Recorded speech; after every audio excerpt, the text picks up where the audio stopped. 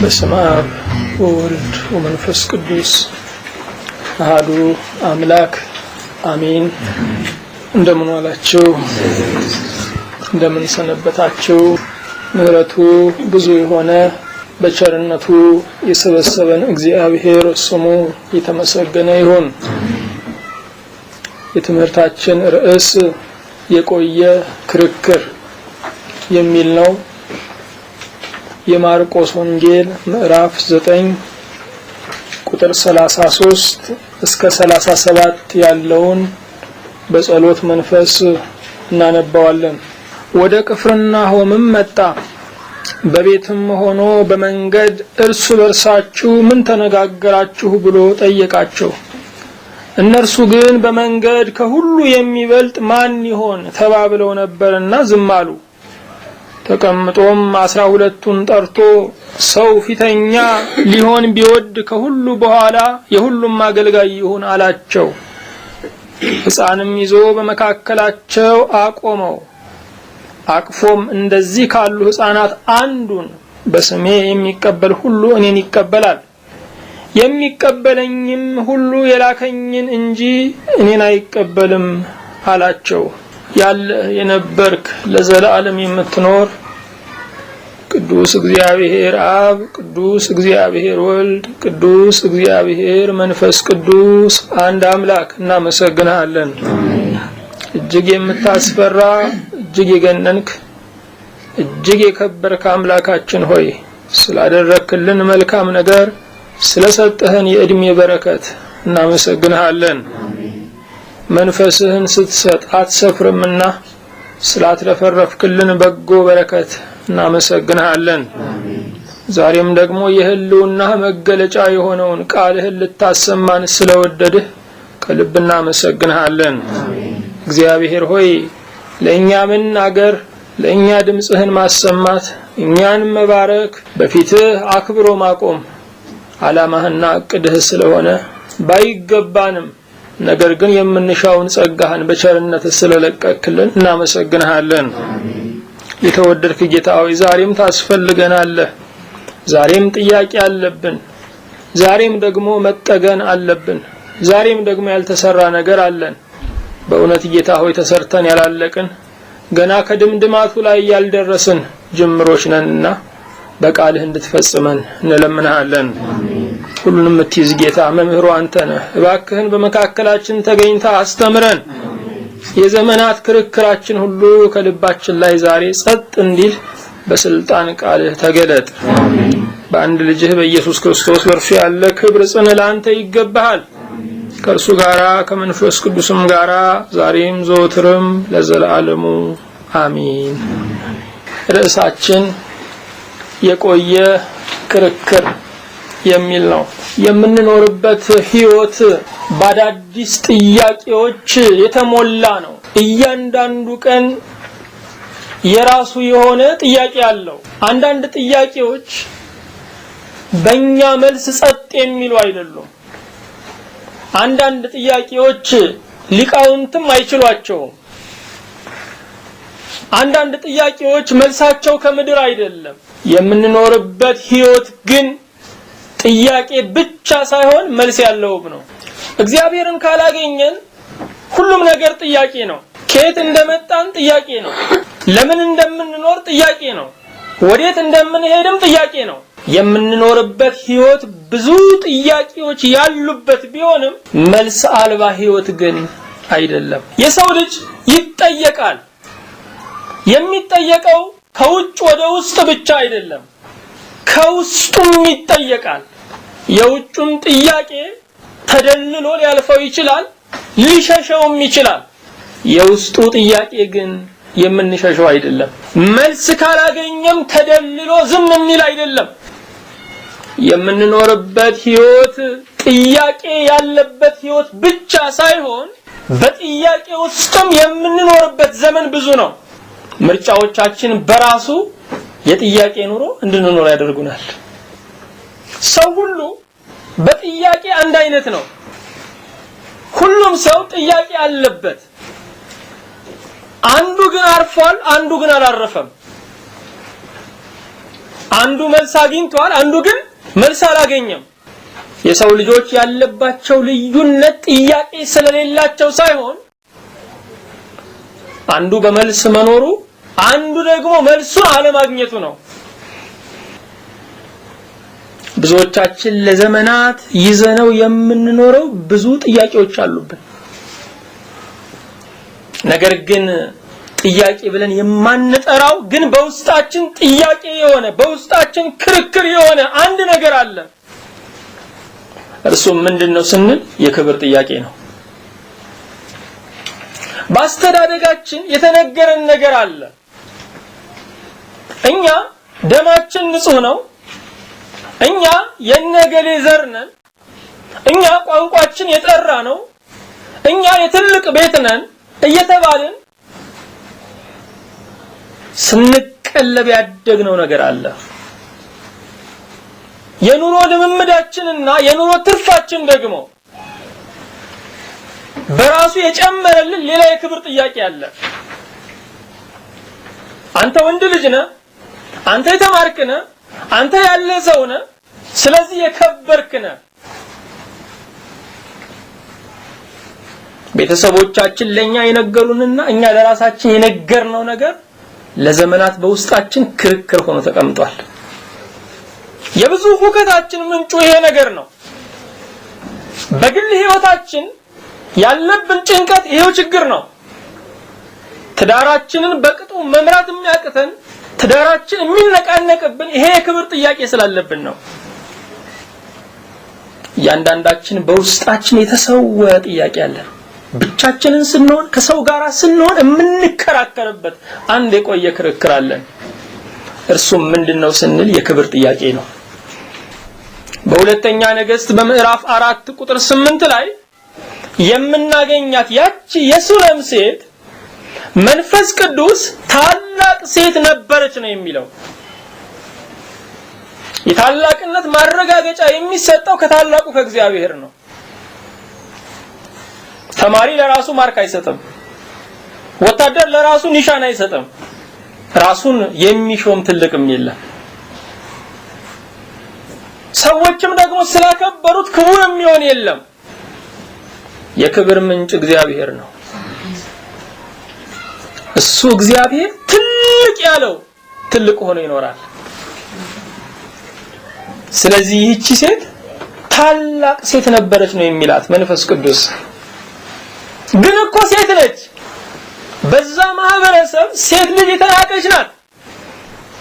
በዛ ዘመን አስተሳሰብ ግን ታላቅ ሴት ነበረች። ኑሮዋም መጠነኛ ለራሷ የሚበቃ ግን የገበሬ ሚስት ነበረች። መጽሐፍ ቅዱስ ግን ታላቅ ሴት ነበረች ይላል።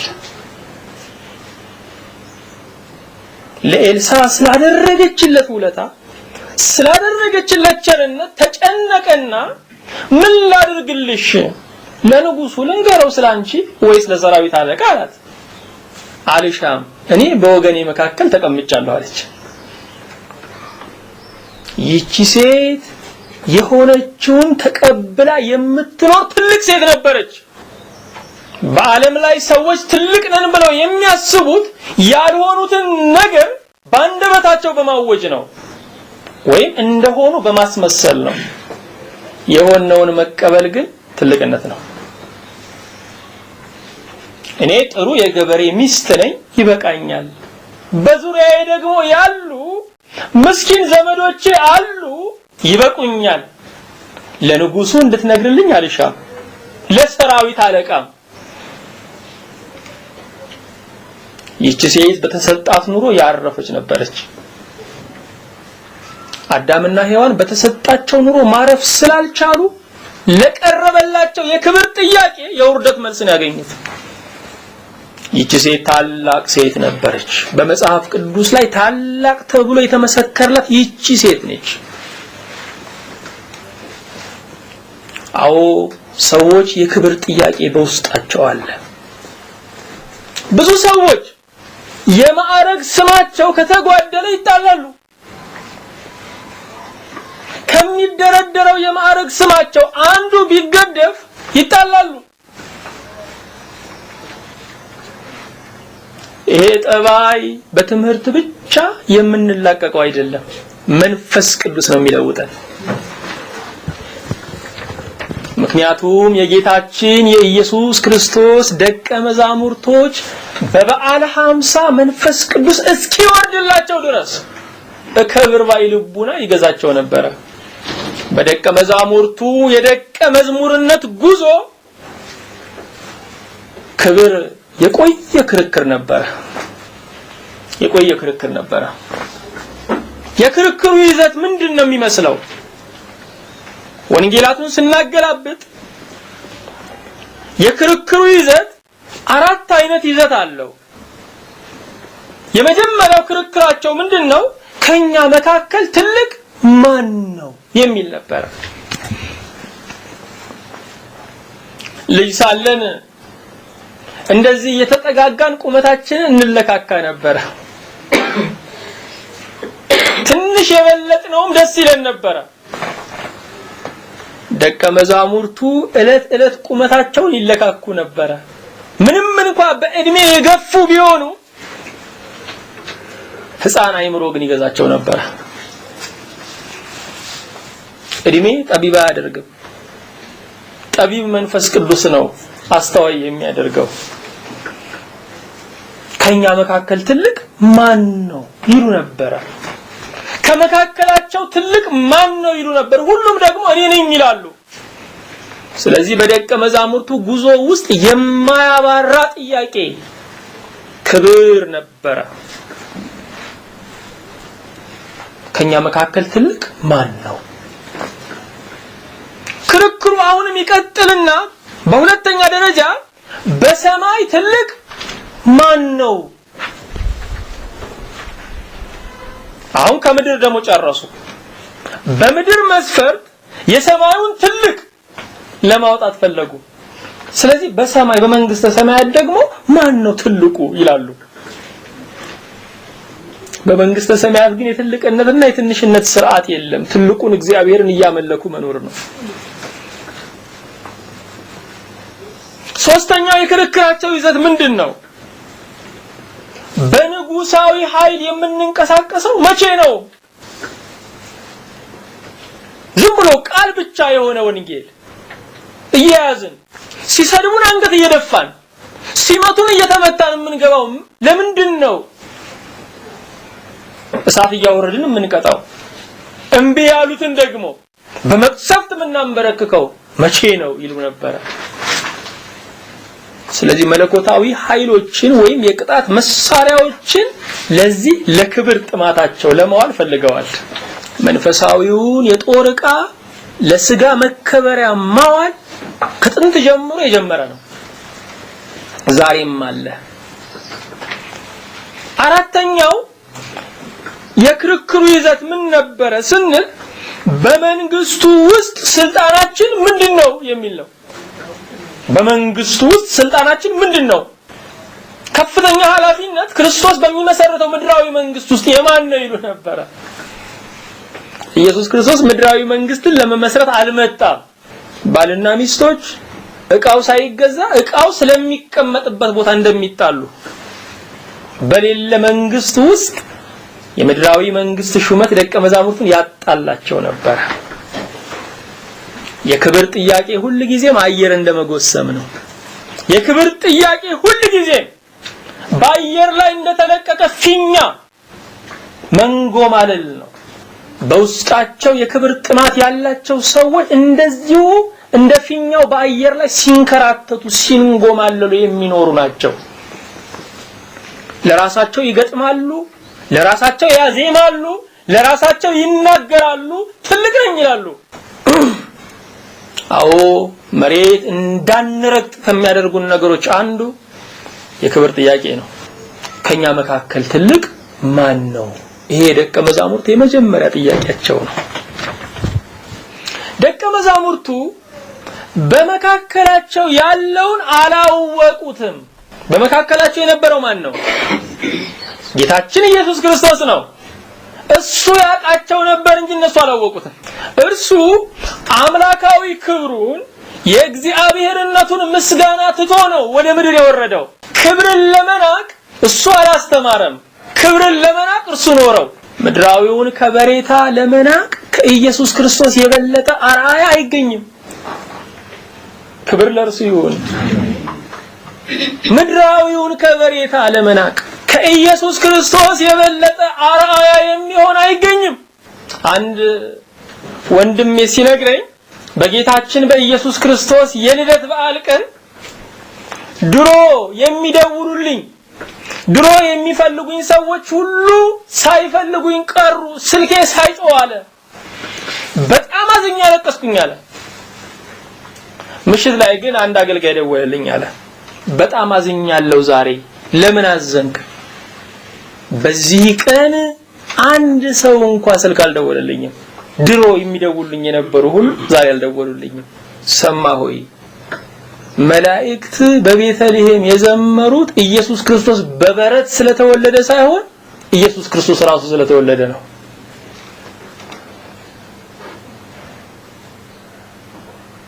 አሁን ቦታው አይደለም እንዲዘምሩ ያደረጋቸው፣ ኢየሱስ ክርስቶስ መወለዱ ነው። በሞቀ ስፍራ ልንሆን እንችላለን፣ በቀዘቀዘ ስፍራ ልንሆን እንችላለን። በጌታችን በኢየሱስ ክርስቶስ መወለድ ብቻ ነው መደሰት ያለብን። ለምስጋና የሚቀሰቅሰን መልክዓ ምድሩ አይደለም። ለምስጋና የሚቀሰቅሰን ራሱ መወለዱ ነው። ጌታችን ኢየሱስ ክርስቶስ አምላካዊውን ክብር ትቶ ነው ወደዚህ ምድር የወረደው። እርሱን ቢያዩ ኖሮ ብዙ ነገሮችን መናቅ በቻሉ ነበር። ባለጠጋ ሀብቱን ሲንቅ ስናይ፣ ብዙ የተማረ ሰው ገና ነኝ ብዙ ይቀረኛል ብሎ ሲናገር ስንሰማ፣ ባለስልጣን ዓለም ከንቱ ነው ብሎ ሲናገር ስንሰማ ህሊና ካለን ራሳችንን እንመረምራለን። የሰማይ የምድሩ ጌታ ክብርን ሁሉ ንቆ በመካከላቸው ሲቆም ሕይወቱ በራሱ የነሱን የክብር ጥማት የሚገስጽ ነው። ተግሳጹ ትምህርቱ አይደለም፣ ተግሳጹ ኑሮው ነው። ደቀ መዛሙርቱ ግን ምድራዊ ክብርን በማሰብ ሰክረው ነበር። የዚህ ዓለም ክብር አሁን በእጃችን ቀጥሎ በሌሎች እጅ የምናየው ነው።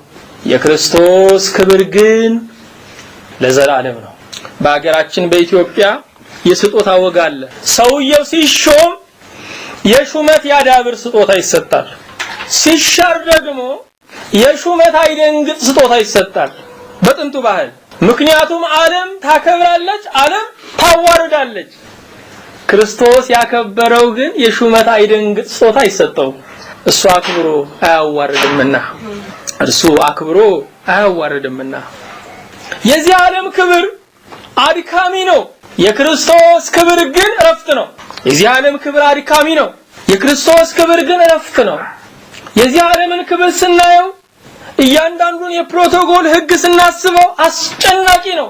ይሄን ነው የምትናገረው፣ ይሄን ነው መልስ የምትሰጠው፣ ከዚህ ምንጣፍ መስመር ከዚህ ማለፍ አትችልም የሚል፣ እንደዚህ ነው የምትጨብጠው፣ እንደዚህ ነው የምትስመው የሚል ነው። የዚህ ዓለም ክብር አድካሚ ነው፣ ህግጋቱ ሁሉ ብዙ ነው።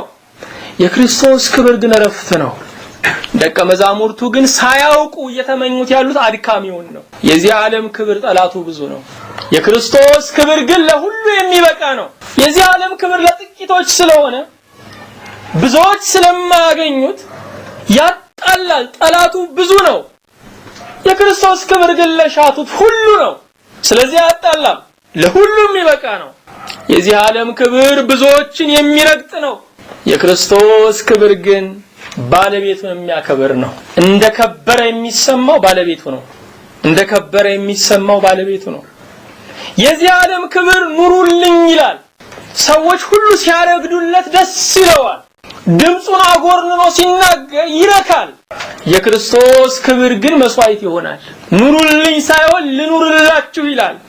ደቀ መዛሙርቱ አብረውት እየኖሩ እየተናገራቸው እንኳን አላወቁትም። ክርስቶስን የማናውቀው በአፋ ሆነን ብቻ አይደለም፣ አጠገቡ ሆነን እየተናገረን እንኳን ላናውቀው እንችላለን። ዋስትናችን ግን እርሱ እኛን ማወቁ ነው። መንፈስ ቅዱስ ገና አልመጣምና ደቀ መዛሙርቱ በዚህ ጥያቄ ይንገላቱ ነበረ። በቁጥር 33 ላይ እንደዚህ ይላል፣ ወደ ቅፍርናሆም መጣ፣ በቤትም ሆኖ በመንገድ እርስ በርሳችሁ ምን ተነጋገራችሁ ብሎ ጠየቃቸው። ደቀ መዛሙርቱ ያነሱት ጥያቄ ያነሱት ክርክር እርስ በርስ የሚያጣላ ነው። ምክንያቱም የክብር ጥያቄ ምን ጊዜም ሰላም አይሰጥም። እውነተኛውን ፍቅር ለመመስረት እውነተኛውን ሰላም ለመመስረት አንድ ሰው ዝቅ ማለት አለበት፣ አንድ ሰው መዋረድ አለበት። ሁሉም ክብርን በሚፈልግበት ስፍራ እውነተኛ ሰላም የለም፣ እውነተኛ ጸጥታ የለም። ክርክር እኔ ልክ ነኝ፣ እኔ ብቻ ማሸነፍ አለብኝ የሚል አስተሳሰብ ነው። ክርክር ለሰላምና ለፍቅር የማይበጅ ነው። ይሄ ብቻ አይደለም ወገኖቼ፣ ክርክር በሽታም ነው። ደቀ መዛሙርቱ ከጌታ ጋር ይራመዳሉ፣ ነገር ግን ትተውት ለብቻቸው ይከራከራሉ። እቤት በገቡ ጊዜ ነው የጠየቃቸው።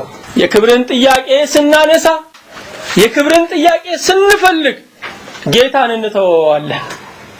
ምክንያቱም እሱን የምናገኘው ሁሉ ጊዜም ራሳችንን በመርሳት ነው። ራሳችንን በአጉሊ መነጽር በማየት የራሳችንን የክብር ካብ በመካብ ጌታን ማግኘት አይቻልም። በቤት በገቡ ጊዜ ሲጠይቃቸው ዝም አሉ፣ አልተናገሩም። በጌታ ፊት የማይወራ መሆኑን አውቀዋል። ለብቻቸው ግን ይነጋገሩታል። በጌታ ፊት ብቻ አይደለም፣ በመንፈሳውያን ሰዎች ፊት የማይወራ ነገር እንዳለ እናውቃለን። ለብቻችን ግን እናወራዋለን። ትክክል ያልሆነ ነገር ሁሉ ጊዜም ልናርቀው ይገባናል። ስፍራ የምንጠብቅ ከሆነ የሁኔታ ሰዎች ነን። ሰዎችን የምናይ ከሆነ የሁኔታ ሰዎች ነን። እግዚአብሔር ፈቃዱ ግን የእውነት ሰዎች እንድንሆን ነው። ኢየሱስ ክርስቶስ ደስ አላለው። እግዚአብሔር ደስ አይለው፣ በክርክር ደስ አይለው፣ በክብር ጥማት ደስ አይለው፣ በእኔ ባይነት ደስ አይለው። እነርሱ ግን በመንገድ ከሁሉ የሚበልጥ ማን ይሆን ተባብለው ነበርና ዝም አሉ።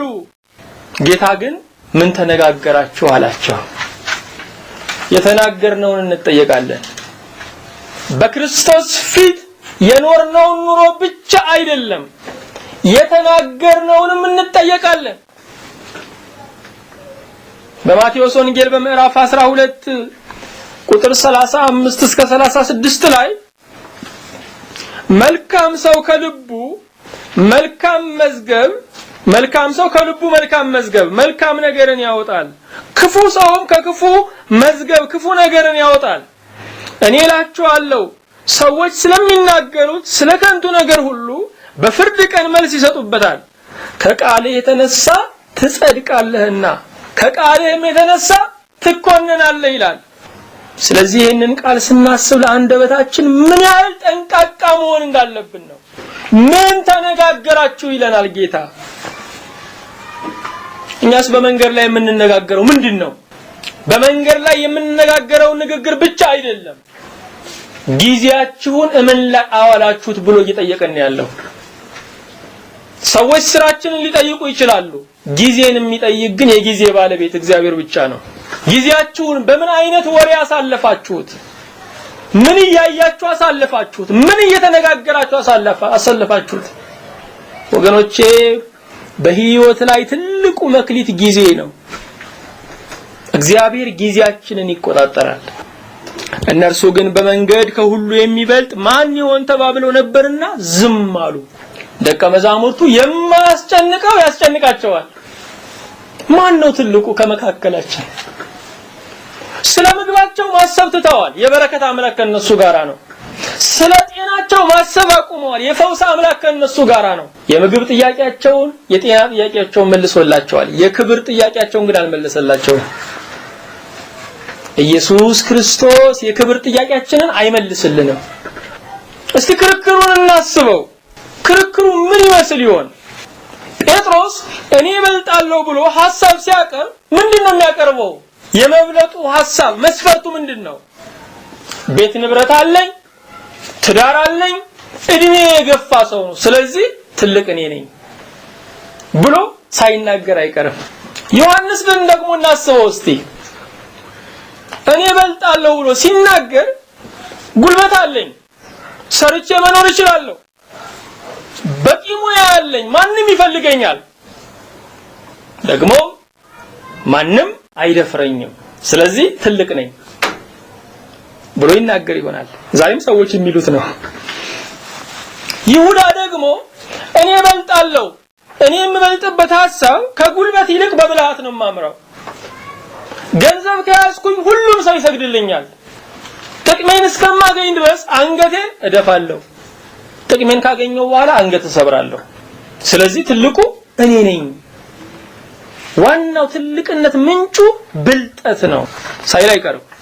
ቶማስ ደግሞ እኔ ነኝ የምበልጠው፣ አንደኛ ግልጽ ሰው ነኝ፣ ሁለተኛ አቋሜን ዝም ብዬ የትም ቦታ በመንገድ ጥዬ የምገባ ሰው አይደለሁም፣ ሁሉም ነገር ተጨባጭ ካልሆነ በቀር አላምንም፣ ስለዚህ እንደኔ ያለ ሰው ነው ትልቅ።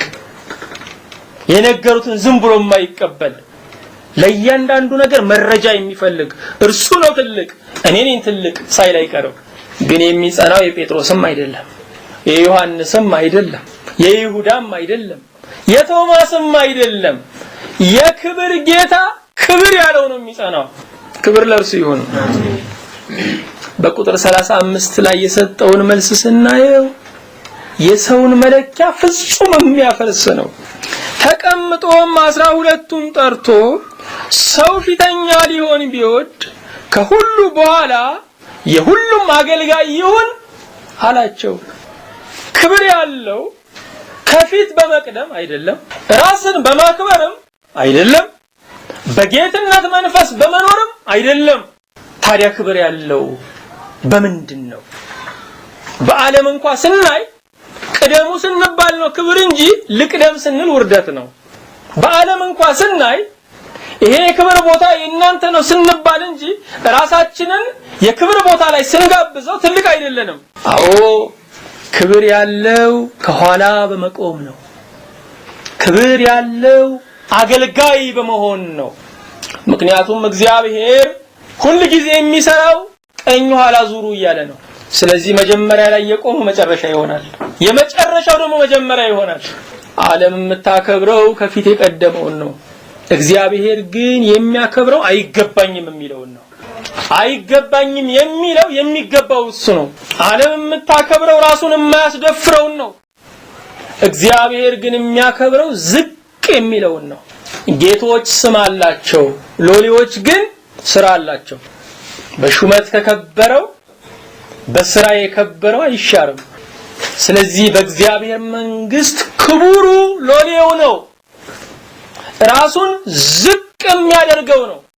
ሙሴን ስናስበው በምድር ከሚኖሩ ሰዎች ሁሉ ይልቅ ምን ነበር ነው የሚለው? ትሁት ነበር ነው የሚለው። ይሄ ማለት የበታችነት መንፈስ የሚያሰቃየው ሰው አልነበረም፣ ትሁት ነበረ።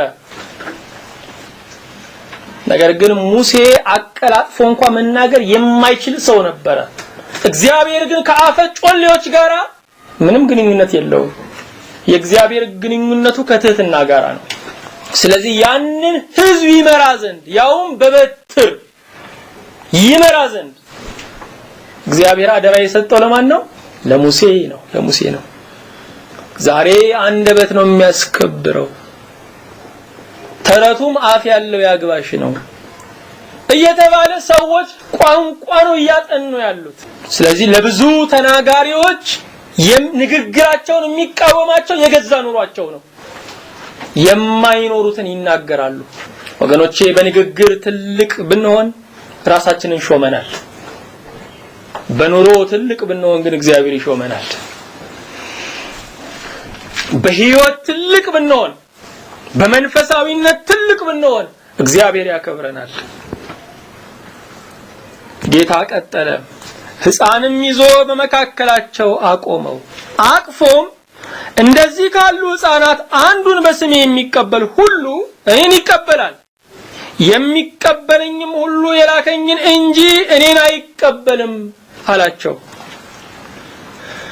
ልብ አድርጉ ወገኖቼ፣ ሕፃን ተወዳጅ ሊሆን ይችላል፣ የክብር ማስተማሪያ ግን መሆን አይችልም። ምክንያቱም ማንም ሰው ሕፃንን የተወደደ እንጂ የከበረ ብሎ አያስብም። በእግዚአብሔር ፊት ግን ትልቅ ማን ነው ስንል ሕፃን ትልቅ ነው። መጽሐፍ ቅዱሳችንን ስናነብ እግዚአብሔር ከሕፃናት ጋር ጉዳይ አለው። ህፃኖቹ ካደጉ በኋላ ይወስኑ ነው የምንለው ብዙ ጊዜ። እግዚአብሔር ከህፃናት ጋር ጉዳይ አለው። ጥብቅ ጉዳዩ ከህፃናት ጋር ነው። ጊዜ ሳይባክንባቸው እግዚአብሔር በጠዋቱ የሱ ሊያደርጋቸው ይፈልጋል። እግዚአብሔር ህፃናትን በፊቱ ያከብራቸዋል። ወደኔ ይመጡ ዘንድ አትከልክሏቸው እኮ ነው ያለው። የእግዚአብሔር መንግስት እንደነዚህ ላሉት ናትና። ይሄ ብቻ አይደለም፣ እግዚአብሔር ህፃናትን ይጠብቃል። ራሳቸውን የሚጠብቁ ጎበዞች ሲሞቱ ህፃናት ግን ሲተርፉ እናያለን። መርከብ በባህር ሰጥሞ፣ አውሮፕላን ከአየር ላይ ወድቆ፣ መኪና ተገለባብጦ የሚድኑት ህፃናት ናቸው። እግዚአብሔር ህፃናትን ይጠብቃል። እግዚአብሔር ህፃናትን ያስጠብባል።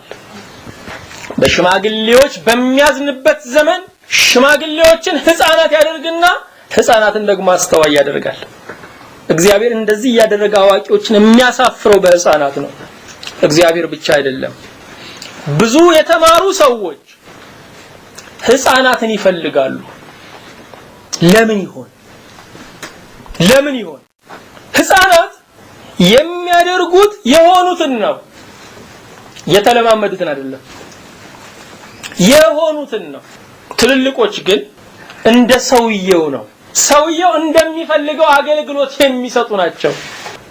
ስለዚህ አዋቂ ሰዎች ህፃናት የሆኑትን ስለሚያደርጉ እነሱን ይፈልጋሉ።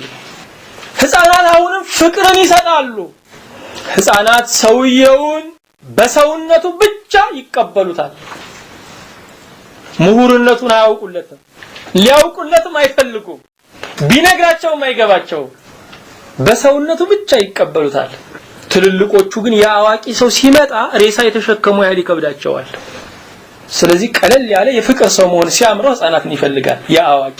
ይሄ ብቻ አይደለም፣ ህፃናት አይታዘቡ፣ የኋላ ንግግር የላቸውም። ከተቀየሙ እዛው ያኮርፋሉ፣ መጣላታቸውን ይነግራሉ። ህፃናት በዓለም ላይ ቢኖሩም ከዓለም የተለዩ ናቸው። ስለዚህ አዋቂዎች ህፃናትን ይፈልጋሉ። ይሄ ብቻ አይደለም፣ አዋቂዎች ህፃናትን የሚፈልጉበት ምክንያት ህፃናት የሚወዱት በድምጽ ብልጫ አይደለም። ብዙ ሰው የወደደውን አይደለም የሚወዱት፣ ብዙ ሰው የጠላውንም አይጠሉም። ፍቅራቸው ከድምጽ ብልጫ ያለፈ ነው። ብዙ ባለስልጣናትም ህፃናትን ይፈልጋሉ። ለምን ስንል ህፃናት ሰውን በሰው መጠን ብቻ ያዩታል። ትልቁ ሰው ግን በስልጣኑ መጠን ነው የሚያየው። ስለዚህ ከፊት ለፊቱ እያዋሸ ከኋላ ያማዋል። በክብር የሚኖሩ ሰዎች በሰውነታቸው የሚቀበላቸውን ይፈልጋሉ። ይሄ ብቻ አይደለም፣ ህፃናት ማንንም አይፈሩም፣ ባለስልጣን አይፈሩትም። ይሄን ያመጣብኛል የሚል ስጋት የለባቸው። ይሄ ብቻ አይደለም፣ ህፃናት የሚወዳቸውን ይወዳሉ። ህፃናት ልባቸው ምንድነው? ንጹህ ነው። ህፃናት ጀርባን አያዩ፣ ከሰውየው ከራሱ ጋር ብቻ እንጂ ከታሪኩና ከማዕረጉ ጋር ግንኙነት የላቸውም። ስለዚህ ባለስልጣናት ህፃናቶችን ይፈልጋሉ። ባለጠጎችም ህፃናትን ይወዳሉ። ህፃናት ሁሉንም እንደራሳቸው ያያሉ። ስለዚህ እንደራሳቸው እንዲያዩዋቸው የሚፈልጉ ባለጠጎች ህፃናትን ይፈልጋሉ። ህፃናት ለአሁን ብቻ ያስባሉ። ስለነገ በማሰብ ጭንቅላቱ የዞረው ባለጠጋ ህፃናትን ሲያይ ትንሽ ይረካል፣ ያርፋል። ትልልቆቹ ግን ሁሉ ጊዜ እሱ ጋር የሚያወሩት ችግርና ድህነትን፣ የነገ ስጋትን ነው። ስለዚህ እረፍት የሚያገኘው ዛሬን ብቻ የሚያስቡ ህፃናት ጋር ሲሆን ነው። ይሄ ብቻ አይደለም፣ ህፃናት የመጠናቸውን ብቻ ይፈልጋሉ። አሁን የሚያስፈልጋቸውን ብቻ ነው የሚፈልጉት። በስግብግብ ህይወት የሚኖረው ባለጠጋ እነርሱን ሲያይ እረፍት ይሰማዋል። ይሄ ብቻ አይደለም፣ ህፃናት በማግኘትና በማጣት አይለዋወጡም። ስለዚህ ባለጠጋው ህፃንን ይወዳል። ኢየሱስ ክርስቶስ ህፃናትን ይፈልጋል ከሁሉ በላይ ህፃናትን ይወዳል። እነርሱን የክብር መለኪያ አድርጎ አቆማቸው። የትልቅነት መለኪያው ህፃን ነው አለ። ለምን? ያንን ህፃን አቆሞ እንደዚህ ባቆመው ጊዜ እሱ ትልቅ ነው ብሎ ተከራክሮ የማያውቅም ያ ህፃን። ጌታ አንስቶ ትልቅ ነው ይሄ ህፃን ባለ ጊዜም ትልቅነቱን ብዙም አይሰማው። አንዳንድ ጊዜ ህፃናትን አለባብሰናቸው የክብር ልብስ ቆንጆ አልብሰናቸው ጥሩ ቦታ ላይ እንዲቀመጡ ስንፈልግ እነሱ መሬት ነው እንነግራቸዋለን፣ በብዙ እናስረዳቸዋለን፣ እናስቀምጣቸዋለን፣ መልሰው መሬት ነው አይፈልጉም። ይሄ ነው ትልቁ አለ ጌታ። ምን ማለት ነው? ትልቅ መሆኑን የማያውቅ ነው። ሕፃን የትልቅነት መለኪያ ከሆነ ትልቅ መሆኑን የማያውቅ ነው። ትልቅ ራሱን ዝቅ የሚያደርግ ነው። ትልቅ ስለ ክብሩ ከሰው ጋር የማይጣላ የማይዋጋ ነው። ትልቅ ሰውን ሁሉ በሰው መጠን ብቻ የሚያይ ነው። ትልቅ ራሱን ለመጠበቅ በጥርጣሬ የማይኖር ነው። የትልቅነት መለኪያው ይሄ ነው። አስተዋይ ሰዎች ሕፃናትን ያከብራሉ ይባላል። ለምን ሲባል የሚደርሱበትን ቦታ። መንፈሳዊ ሰው ግን እግዚአብሔር በሕፃናት ላይ ያለውን ዓላማ እያሰበ ያከብራቸዋል። አስተዋዮች ነገ አድገው በእጃቸው በወድቅስ ብለው አርቀው ሊመለከቱ ይችላሉ። መንፈሳዊ ሰው ግን እግዚአብሔር በዚህ ሕፃን ላይ ዓላማ አለው ብሎ ይመለከታል፣ ያከብረዋል። በእርግጥም እግዚአብሔር በሕፃናት ላይ ዓላማ አለው። ዛሬን ሳይሆን ነገን የሚያይላቸው እግዚአብሔር ብቻ ነው። እኛም መንፈሳውያን ከሆንን እግዚአብሔር በሕፃናት ላይ ያለውን ዓላማ ማክበር ይገባናል። ማክበር ብቻውን አይበቃም፣ መንከባከብ ይገባናል።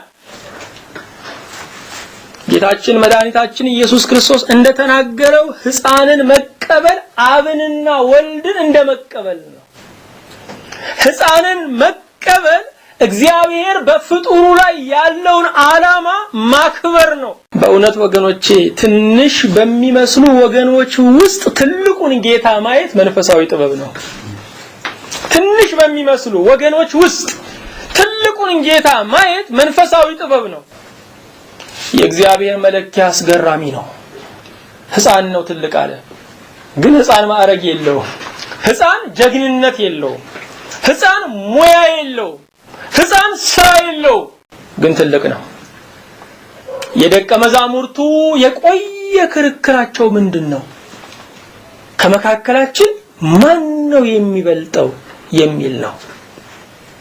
ነገር ግን ትልቅ መሆኑን የማያውቀው ያ ሕፃን እርሱ ትልቅ መሆኑን ጌታ ተናገረ። ትልቅ መሆኑን የማያውቅ ነው። ወገኖቼ ከልጅነታችን ጀምሮ ቤተሰቦቻችን የነገሩን ነገር አለ። እኛ የገሌ ዘር ነን። ስማቸውን ሲጠየቁ ከአያታቸው የሚጀምሩ ሰዎች አሉ። አያቴ ቅድመ አያቴ የምኒልክ አበልጅ ነበሩ ሊሆን ይችላል፣ ሌላም ሊል ይችላል። ወገኖቼ ራሳችንን በትክክል ስናየው ዛሬን ነው የምንናገረው፣ ትላንትን አንናገርም። ብዙዎች በግላቸው ያለባቸው ጭንቀት ምንድነው? ይሄ የክብር ጉዳይ እኮ ነው። የክብር ጉዳይ ነው። ስለራሳቸው ብዙ እንዲያጋንኑና ውሸታም እንዲሆኑ ጉረኛ እንዲባሉ የሚያደርጋቸው ነገር ምንድነው? ይሄ የክብር ክርክር ነው። ከልጅነት ጀምሮ በውስጣቸው የተተከለ ክፉ መረጃ አገኘው በሚሉት ነገር ለራሳቸው የሰጡት የቆለሉት ካብ አለ። ራሳችን የሬሳ ያህል የሚከብደን ክብሬ ይሄ ነው ብለን ስናስብ ነው። የኛ ክብራችን በአርያ ሥላሴ መፈጠራችን ነው። ክብራችን ክርስቶስ ለኛ መሞቱ ነው። የኛ ዋጋችን የአምላክ ልጅ ደም መሆኑ ነው። እሱ ነው የኛ ክብር። ስለዚህ ወገኖች የራሳችን ቀለል ብሎን ትንሽ እድሜያችንን አጣፍጠን እንድንኖረው ከሰዎች ሁሉ ጋራ በሰላምና በፍቅር እንድንኖር ራሳችንን ካስቀመጥንበት ደረጃ ማውረድ አለብን። ትልቁን ጌታ እያከበርን በትህትና እርስ በርሳችን መገናኘት አለብን። የግላችን ሰላም የሚናጋው፣ የባልንጀርነት ሰላማችን የሚናጋው፣ የትዳር ሰላማችን የሚናጋው፣ የማህበራዊ ግንኙነት እንቅፋታችን የመጀመሪያው ምንድነው ስንል ክብሬ የምንለው ነገር ነው። ይሄንን ክብር እወቁልኝ፣ እውቅና ስጡልኝ፣ አክብሩኝ ስንል እንጣላለን። ክብራችንን ስናውጀው አንከብርም፣ እንደውም እንዋረዳለን። ሲታወጅልን ግን እንከብራለን። ክብራችንን ከምድር ስናገኘው አይዘልቅም። ትልቁ ጌታ ሲያከብረን ግን ዘላቂ ነው። ሁላችንም የቆየ ክርክር አለን። በውስጣችን ለብቻችን የምንሟገትበት፣ ከሰው ጋር የምንከራከርበት ክብራችን ኢየሱስ ክርስቶስ ነው። ክርክሩ ያብቃ፣ እኛም እንረፍ። የኛ ክብር ኢየሱስ ክርስቶስ ነው። ምስጋና ሁሉ ለገናናው ስሙ ይሁን። አሜን።